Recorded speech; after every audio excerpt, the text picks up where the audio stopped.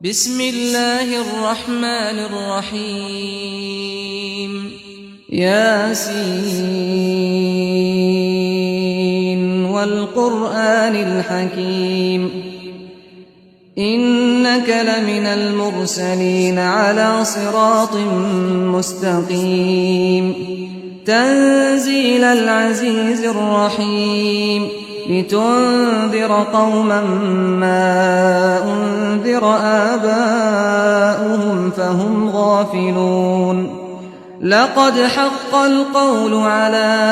أكثرهم فهم لا يؤمنون إنا جعلنا في أعناقهم أغلالا فهي إلى الأذقان فهم مقمحون وجعلنا من بين أيديهم سدا ومن خلفهم سدا فأغشيناهم فهم لا يبصرون وسواء عليهم أأنذرتهم أم لم تنذرهم لا يؤمنون إنما تنذر من اتبع الذكر وخشي الرحمن بالغيب فبشره بمغفرة وأجر كريم إنا نحن نحيي الموتى ونكتب ما قدموا وآثارهم وكل شيء أحصيناه في إمام مبين واضرب لهم مثلا أصحاب القرية إذ جاءها المرسلون إذ أرسلنا إليهم اثنين فكذبوهما فعززنا بثالث فقالوا إنا إليكم مرسلون قالوا ما أنتم إلا بشر مثلنا وما أنزل الرحمن من شيء إن أنتم إلا تكذبون قالوا ربنا يعلم إنا إليكم لمرسلون وما علينا إلا البلاغ المبين قالوا إنا تطيرنا بكم لئن لم تنتهوا لنرجمنكم وليمسنكم منا عذاب أليم قالوا طائركم معكم أئن ذكرتم بل أنتم قوم مسرفون وجاء من أقصى المدينة رجل يسعى قال يا قوم اتبعوا المرسلين اتبعوا من لا يسألكم أجرا وهم مهتدون وما لي لا أعبد الذي فطرني وإليه ترجعون أأتخذ من دونه آلهة إن يردني الرحمن بضر لا تغن عني شفاعتهم شيئا ولا ينقذون إني إذا لفي ضلال مبين إني آمنت بربكم فاسمعون قيل ادخل الجنة قال يا ليت قومي يعلمون بما غفر لي ربي وجعلني من المكرمين وما أنزلنا على قومه من بعده من جند من السماء وما كنا منزلين إن كانت إلا صيحة واحدة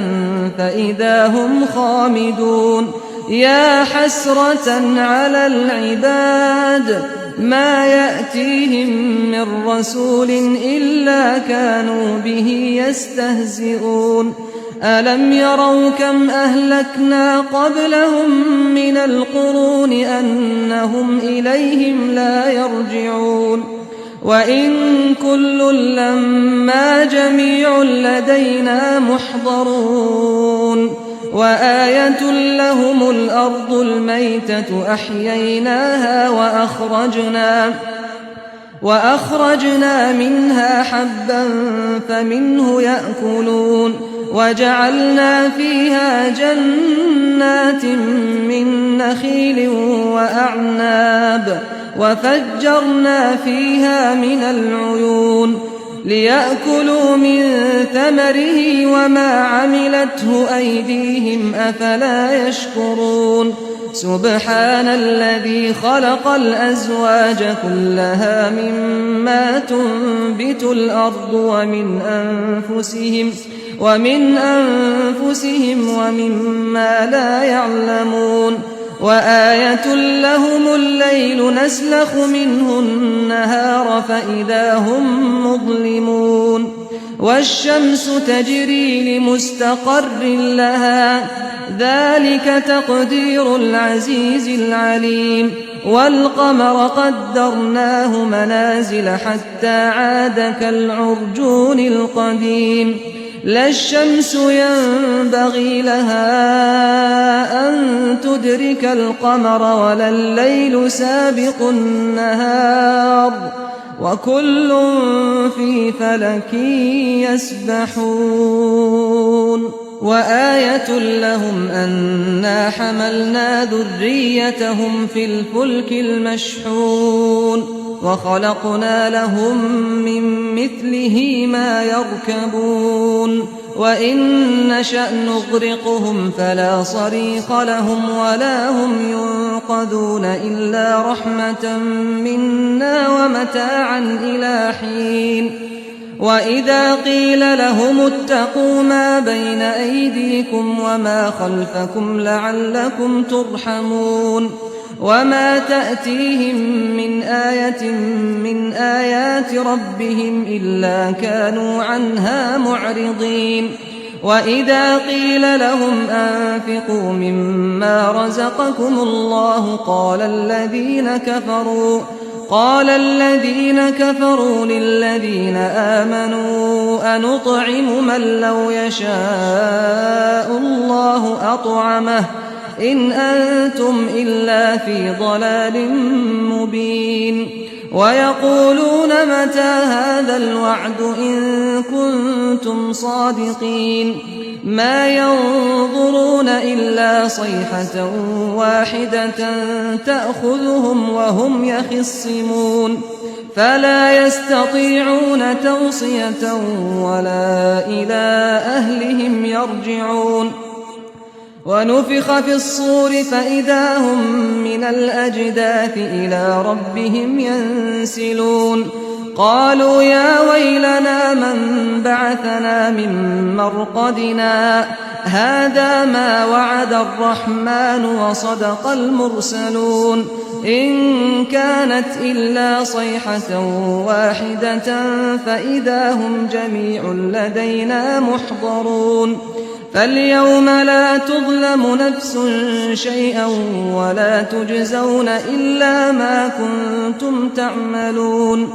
إن أصحاب الجنة اليوم في شغل فاكهون هم وأزواجهم في ظلال على الأرائك متكئون لهم فيها فاكهة ولهم ما يدعون سلام قولا من رب رحيم وامتازوا اليوم أيها المجرمون ألم أعهد إليكم يا بني آدم ألا تعبدوا الشيطان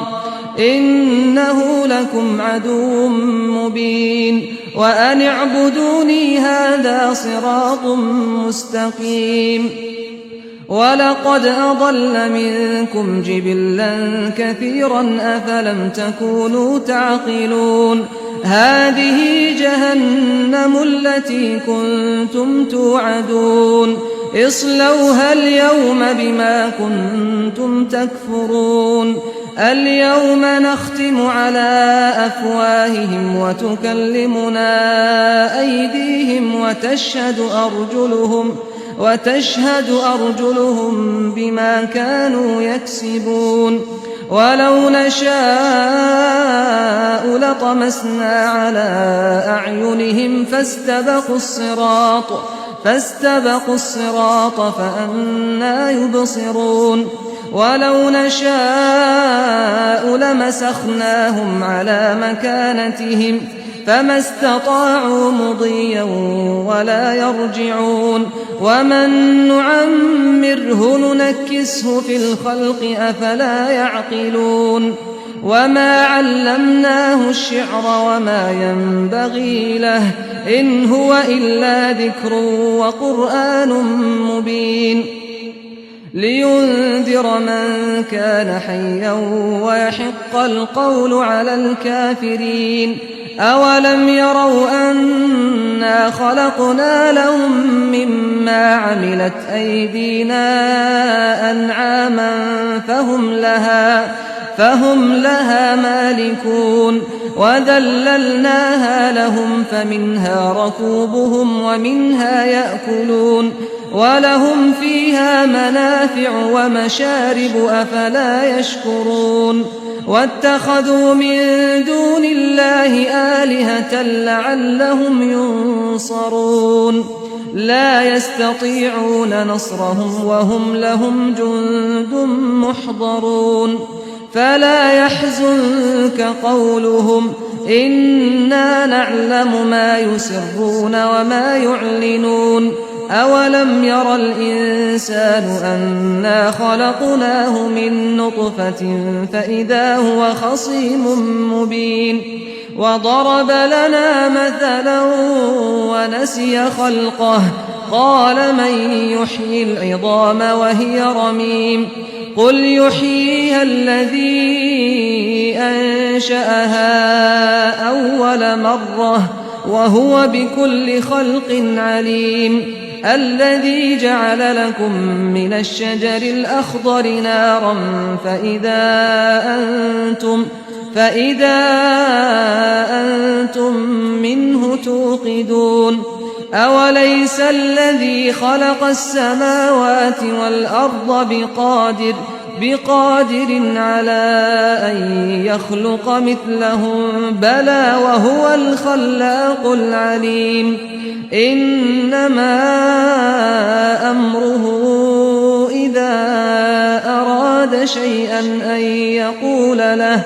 أن يقول له كن فيكون فسبحان الذي بيده ملكوت كل شيء وإليه ترجعون بسم الله الرحمن الرحيم الرحمن علم القرآن خلق الإنسان علمه البيان الشمس والقمر بحسبان والنجم والشجر يسجدان والسماء رفعها ووضع الميزان ألا تطغوا في الميزان وأقيموا الوزن بالقسط ولا تخسروا الميزان والأرض وضعها للأنام فيها فاكهة والنخل ذات الأكمام والحب ذو العصف والريحان فبأي آلاء ربكما تكذبان خلق الإنسان من صلصال كالفخار وخلق الجان من مارج من نار فبأي آلاء ربكما تكذبان رب المشرقين ورب المغربين فبأي آلاء ربكما تكذبان مرج البحرين يلتقيان بينهما برزخ لا يبغيان فبأي آلاء ربكما تكذبان يخرج منهما اللؤلؤ والمرجان فبأي آلاء ربكما تكذبان وله الجوار المنشآت في البحر كالأعلام فبأي آلاء ربكما تكذبان كل من عليها فان ويبقى وجه ربك ذو الجلال والإكرام فبأي آلاء ربكما تكذبان يسأله من في السماوات والأرض كل يوم هو في شأن فبأي آلاء ربكما تكذبان سنفرغ لكم أيها الثقلان فبأي آلاء ربكما تكذبان يا معشر الجن والإنس إن استطعتم أن تنفذوا من أقطار السماوات والأرض إن استطعتم أن تنفذوا من أقطار السماوات والأرض فانفذوا لا تنفذون إلا بسلطان فبأي آلاء ربكما تكذبان يرسل عليكما شواظ من نار ونحاس فلا تنتصران فبأي آلاء ربكما تكذبان فإذا انشقت السماء فكانت وردة كالدهان فبأي آلاء ربكما تكذبان فيومئذ لا يسأل عن ذنبه إنس ولا جان فبأي آلاء ربكما تكذبان يعرف المجرمون بسيماهم فيؤخذ بالنواصي والأقدام فبأي آلاء ربكما تكذبان هذه جهنم التي يكذب بها المجرمون يطوفون بينها وبين حميم آن فبأي آلاء ربكما تكذبان ولمن خاف مقام ربه جنتان فبأي آلاء ربكما تكذبان ذواتا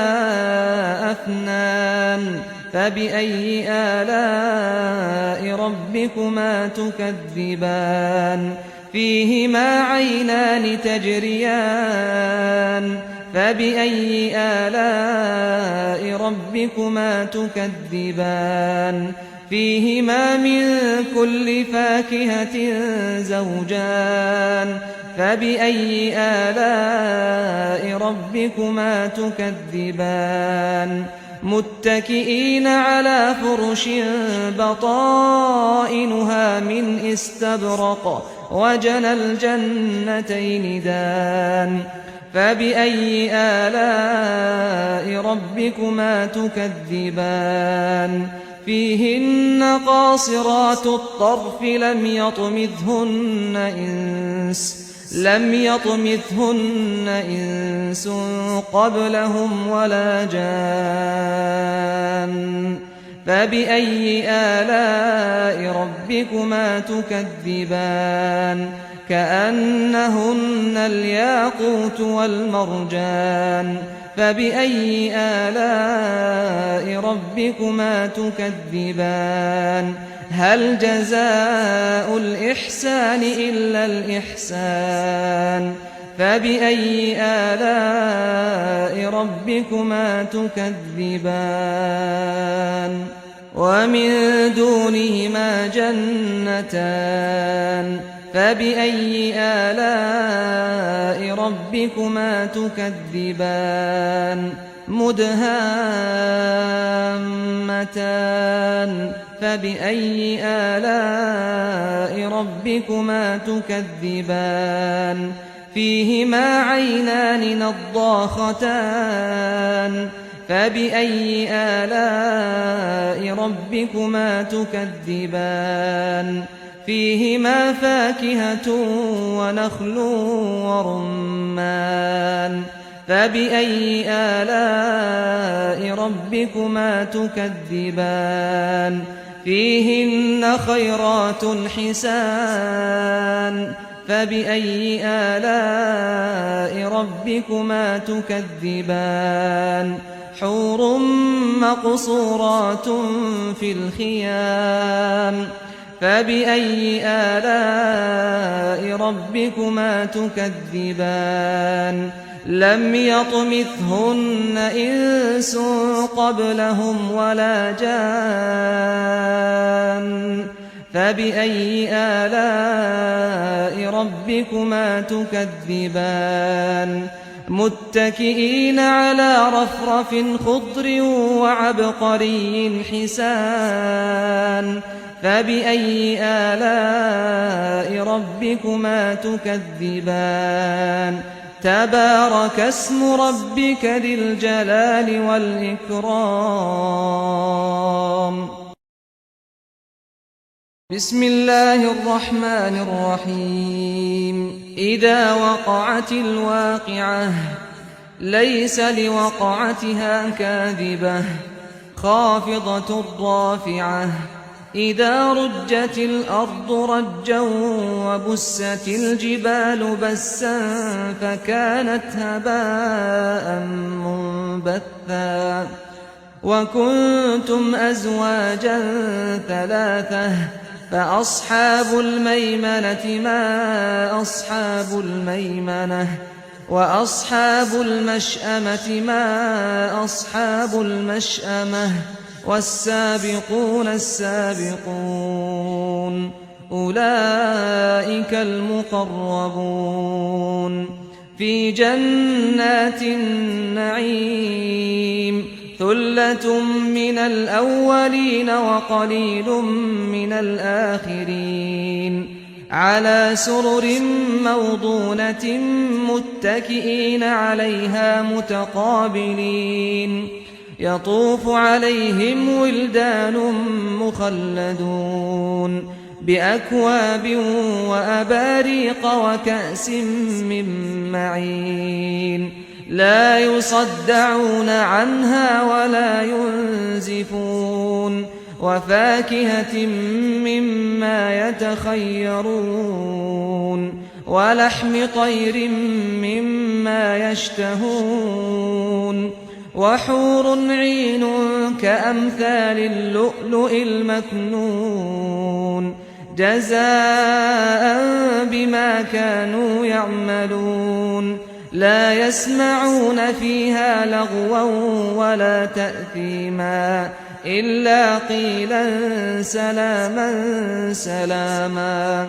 وأصحاب اليمين ما أصحاب اليمين في سدر مخضود وطلح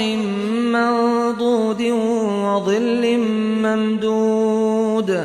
وماء مسكوب وفاكهة كثيرة لا مقطوعة ولا ممنوعة وفرش مرفوعة إنا أنشأناهن إنشاء فجعلناهن أبكارا عربا أترابا لأصحاب اليمين ثلة من الأولين وثلة من الآخرين وأصحاب الشمال ما أصحاب الشمال في سموم وحميم وظل من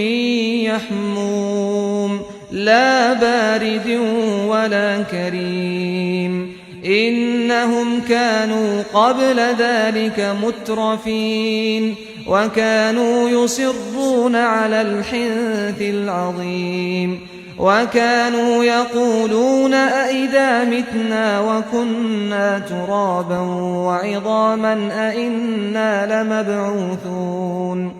أوآباؤنا الأولون قل إن الأولين والآخرين لمجموعون إلى ميقات يوم معلوم ثم إنكم أيها الضالون المكذبون لآكلون من شجر من زقوم فمالئون منها البطون فشاربون عليه من الحميم فشاربون شرب الهيم هذا نزلهم يوم الدين نحن خلقناكم فلولا تصدقون أفرأيتم ما تمنون أأنتم تخلقونه أم نحن الخالقون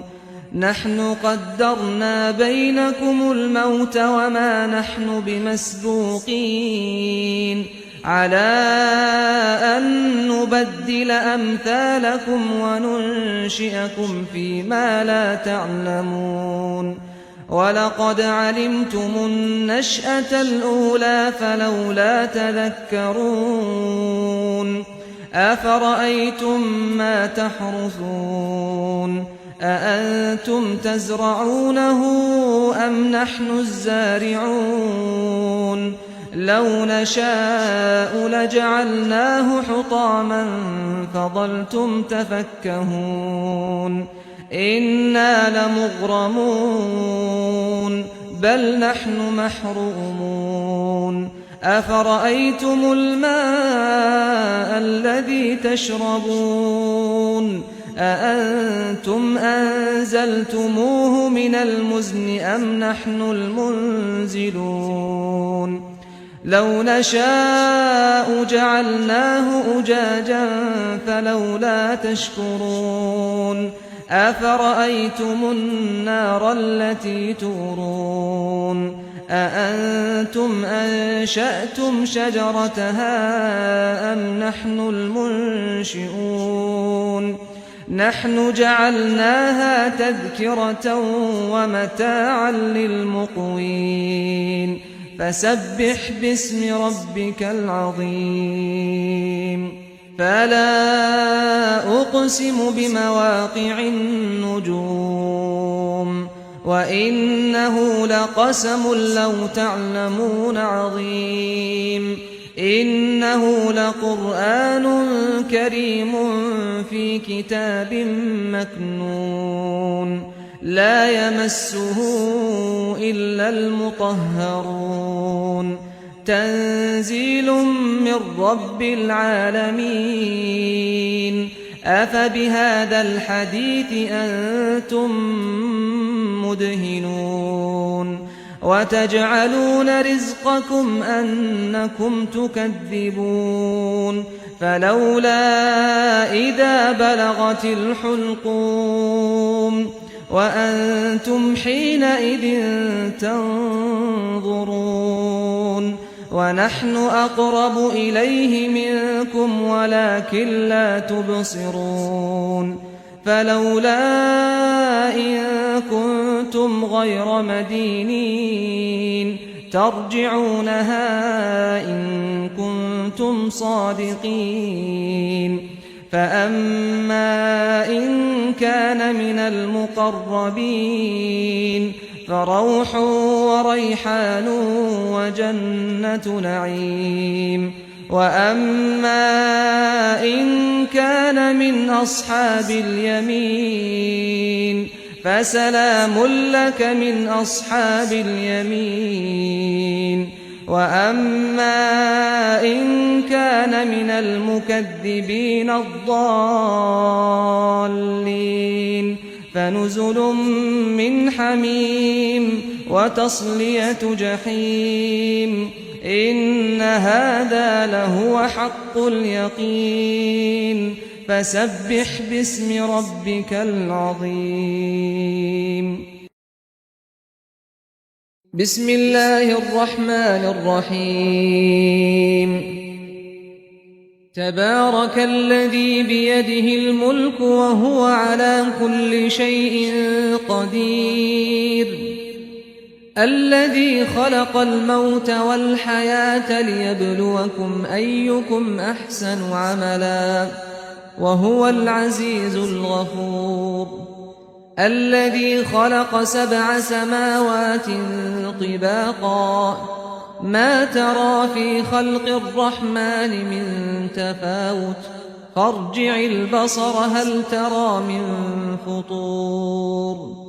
ثم ارجع البصر كرتين ينقلب إليك البصر خاسئا وهو حسير ولقد زينا السماء الدنيا بمصابيح وجعلناها رجوما للشياطين وأعتدنا لهم عذاب السعير وللذين كفروا بربهم عذاب جهنم وبئس المصير إذا ألقوا فيها سمعوا لها شهيقا وهي تفور تكاد تميز من الغيظ كلما ألقي فيها فوج سألهم خزنتها ألم يأتكم نذير قالوا بلى قد جاءنا نذير فكذبنا وقلنا ما نزل الله من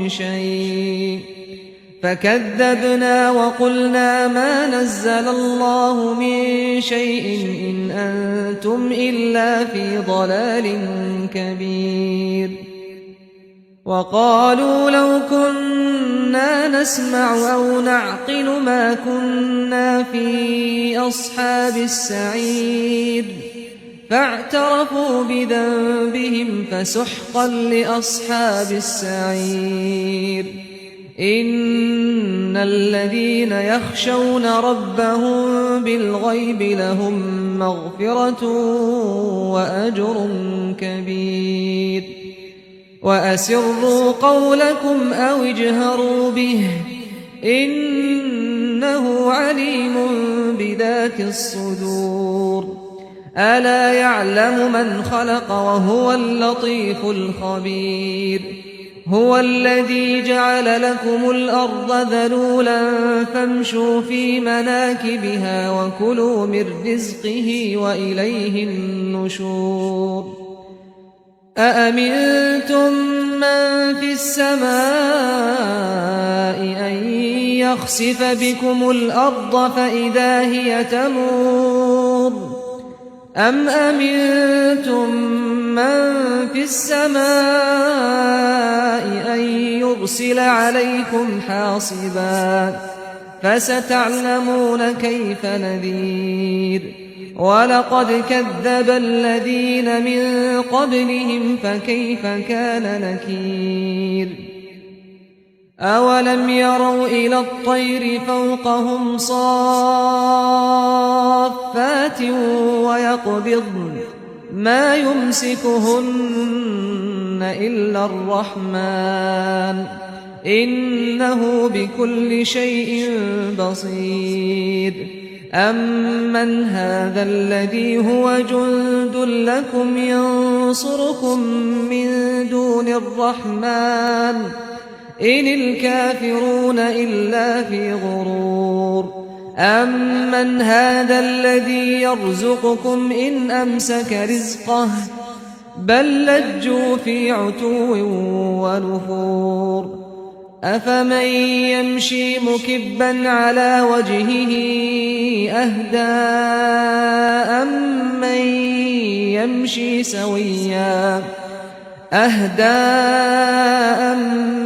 يمشي سويا على صراط مستقيم قل هو الذي أنشأكم وجعل لكم السمع والأبصار والأفئدة قليلا ما تشكرون قل هو الذي ذرأكم في الأرض وإليه تحشرون ويقولون متى هذا الوعد إن كنتم صادقين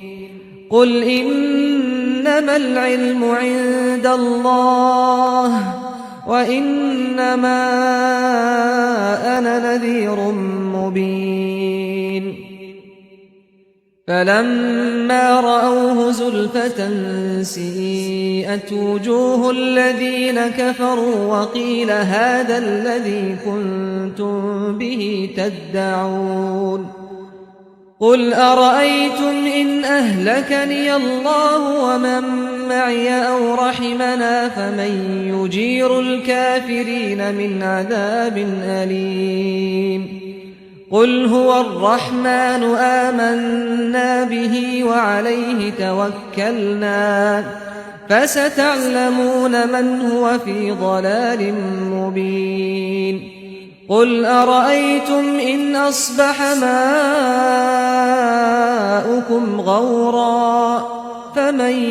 يأتيكم بماء معين